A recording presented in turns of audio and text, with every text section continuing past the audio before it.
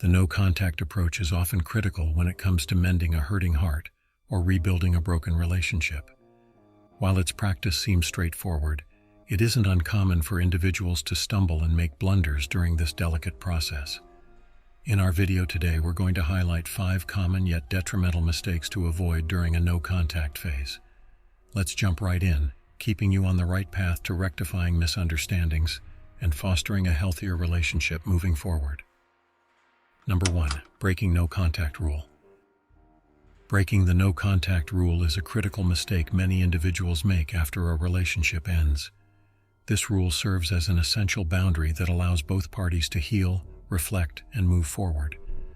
Bypassing or neglecting this boundary could lead to a myriad of emotional setbacks and prolong the healing process.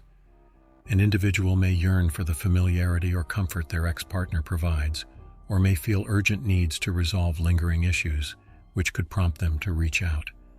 However, such actions not only disallow the individual from achieving closure, but they also potentially reopen wounds that started to heal. The no-contact rule serves as a form of cold turkey from the relationship, which essentially helps the individual overcome emotional withdrawal symptoms. While it undeniably feels painful and uncomfortable initially, it enables the affected party to regain their independence and self-worth eventually. It's crucial to remember that the no-contact rule doesn't exist to punish or spite the former partner. It exists to provide a much-needed space and environment for personal growth and healing. Therefore, breaking this rule defeats its purpose and could lead to one falling back into unhealthy patterns or behaviors that caused the breakup in the first place. When the no-contact rule is in effect, it is essential to shift the focus onto oneself. This shift means refraining from checking up on your ex, either through friends or their online presence.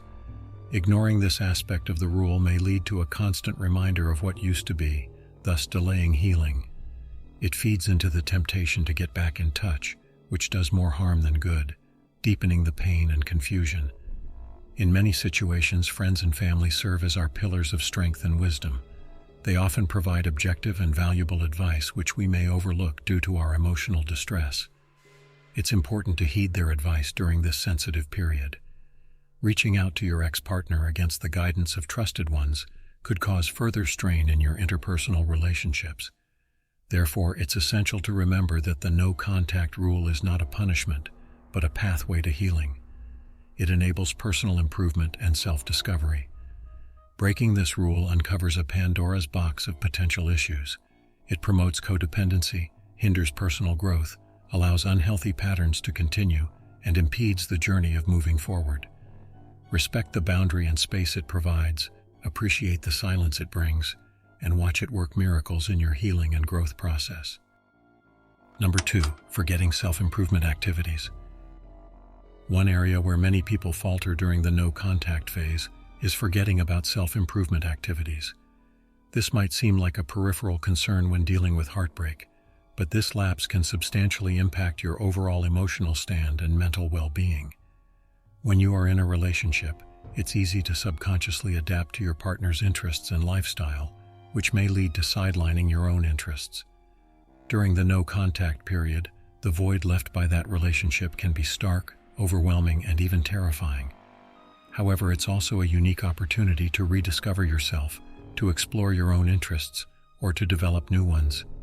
Self-improvement is a broad term and can include anything that contributes positively to your personal growth and well-being.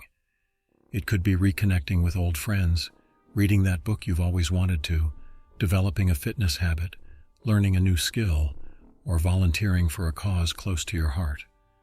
The possibilities are almost endless. However, don't make the mistake of thinking of these activities as mere distractions or time fillers. Rather, they are stepping stones to your better self, giving you a sense of achievement, enhancing your self-esteem, and building resilience. One hurdle that can come up is comparing our progress with others, especially when embarking on self-improvement activities. Remember that it's not a race. Everyone is unique, and it's all right to proceed at your own pace. Close comparison seldom brings happiness. Instead, it often leads to feeling inadequate. Your journey is yours alone. Cherish it rather than burdening it with unrealistic expectations.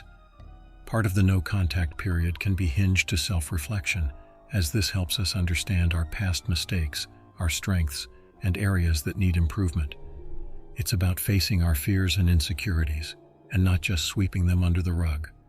However, it should be done with kindness and compassion towards oneself, not turning it into a self-blaming or overly critical exercise. Additionally, while it's beneficial to remain optimistic and look forward to a bright future, don't rush the process or expect everything to get better immediately. Healing and self-improvement are ongoing processes, and it's essential to be patient with yourself. Ignoring self-improvement activities during the no-contact period is a tremendous mistake, as this golden time could be a means to equip yourself with better coping mechanisms, improve your mental resilience, and potentially make you able to handle future toils of breakup more efficiently. Embrace this opportunity to grow and heal, increasing your happiness quotient and becoming a better version of yourself. While we cannot control external events, we certainly can cultivate better internal resources. So don't forget to prioritize self-improvement activities during this crucial time in your life. Number 3, stalking ex's social media. Stalking your ex's social media profiles is a common mistake made during the no-contact period. It's understandable that curiosity may push you to check what they're up to, especially if the breakup is fresh. However, this activity is destructive and it impedes the healing process. When you stalk your ex's social media profiles, you're essentially keeping the emotional wounds open and making it more challenging for your heart to handle the disconnect. It's as if you're applying a band-aid to a wound, then tearing it off repeatedly. This unnecessary exposure to your ex's life is detrimental for numerous reasons. Firstly, it strengthens the longing and sadness you feel due to their absence in your life. You'll see photos or updates that highlight their life without you, deepening your feelings of loneliness and loss. Such actions will only strengthen the urge to reach out, jeopardizing your commitment to the no-contact rule. Secondly, stalking their social media keeps you stuck in the past. This is a crucial period for you to start healing and reshaping your life without your ex. Consistently checking their social media keeps your ex at the forefront of your thoughts, reducing the mental and emotional space you have to focus on your journey of self-improvement. Moreover, creating fantasies based on their posts is also a potential pitfall. Social media only reflects the highlights of someone's life. It's easy to assume that your ex is happier than ever while you're struggling. This might not be the reality, but it can cause significant emotional turmoil, making the recovery harder for you. Regardless of what you find on their social media, good or bad, it'll affect you. If they seem happy, you might feel upset and miserable, questioning your worth. If they seem like they're struggling, it might give you false hope or deepen your sorrow. To truly adhere to the no-contact rule and start healing, it's crucial to avoid such destructive habits. Instead, focus on yourself. Unfriend, unfollow, or even block your ex if you need to. Investing the time and energy that you would have spent stalking their social media on improving yourself will help quickly heal your heart. If you find it challenging to resist the temptation, involve your trusted ones. Be transparent about your struggles, and they can help you stay accountable. Their objective viewpoint and unwavering support will help you stick to your healing journey. Avoiding your ex's social media is easier said than done, but with determination and patience, you can tackle this mistake effectively. Number 4, feeding feelings of temptation. Feeding feelings of temptation is a common misstep that many people make during the no-contact period. It's vital to understand the emotional and mental consequences that can result from this action. Let's delve into this a little deeper. First of all, it's important to recognize that these feelings of temptation are entirely natural. Breakups are hard, and it's normal to miss the person you were with. It's easy to romanticize the past and forget about the reasons why the relationship didn't work out. You might start thinking about all the good times you had together and overlook the arguments, disagreements, or fundamental incompatibilities that led to the breakup. Feeding these feelings of temptation can be as simple as entertaining thoughts about your ex, or as complex as imagining potential scenarios where you two might get back together. In more extreme cases, it could even involve making plans to accidentally bump into your ex or find excuses to reach out to them. Why is this harmful? Primarily, it prevents you from moving forward and healing. The no-contact rule is meant to be a period of self-reflection, growth, and recovery. It's a time to focus on yourself and understand what you want from relationships and life. By constantly thinking about your ex, you're unconsciously anchoring yourself to the past and preventing any potential growth. Furthermore, feeding feelings of temptation can also create false hopes and subsequently more pain. For instance, if you keep thinking about your ex and plan to get back together, you might set yourself up for disappointment if things don't go as expected. Psychologically, it's essential for you to break this habitual thinking pattern about your ex. It's okay to acknowledge these feelings when they arise, but the key is not to dwell on them or let them influence your actions.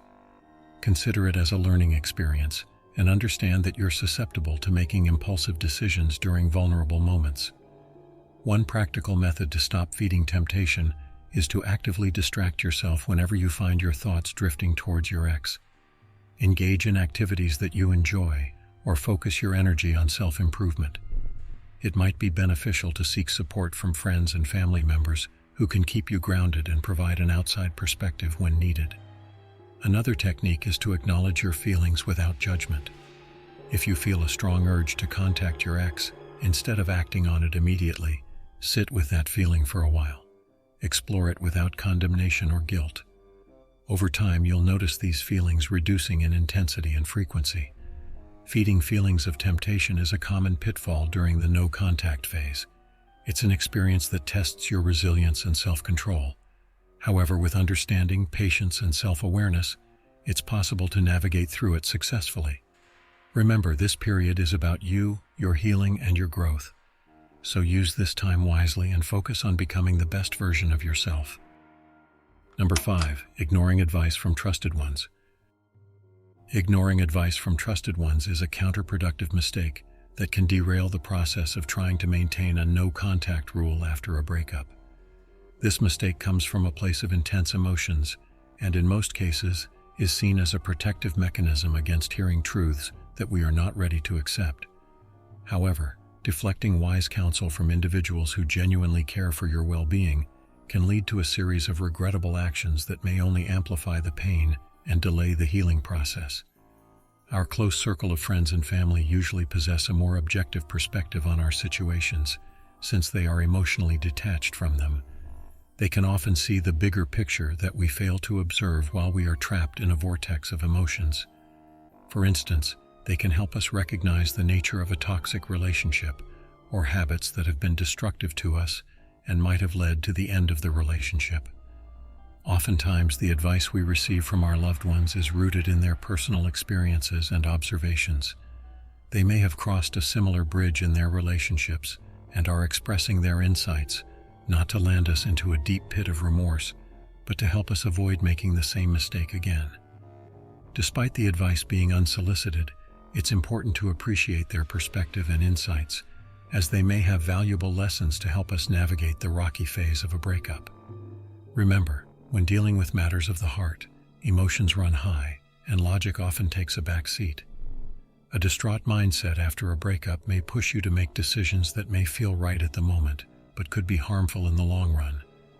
Trusted confidants, friends, family, or professional counselors can help you steer clear of such decisions by offering their advice and guidance. Ignoring advice from trusted ones may seem like you are protecting your heart, but it could leave you stuck in an endless loop of negativity and setback. It reinforces an unproductive pattern of reacting instead of responding to the situation, blurring your vision and not allowing you to see the possibility of personal growth that lies ahead. If you find it challenging to absorb unsolicited advice, open a dialogue. Express your emotional state and willingness to consider their inputs when you are more composed. Understand their intention to support you and appreciate their efforts. Every breakup is an opportunity for personal growth and reflection. Ignoring helpful advice from trusted individuals goes against the spirit of learning and moving forward. It's an opportunity missed to understand the dynamics of the relationship and to reflect on what worked and what didn't. So consider their words, evaluate them through your perspective, and then make a decision. This practice can help you maintain the no-contact rule effectively and set you on the path to healing. 。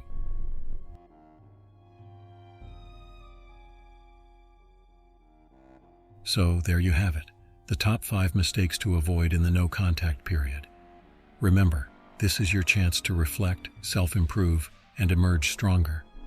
Don't forget to hit subscribe and like if you found this video helpful. Thanks for tuning in. See you next time.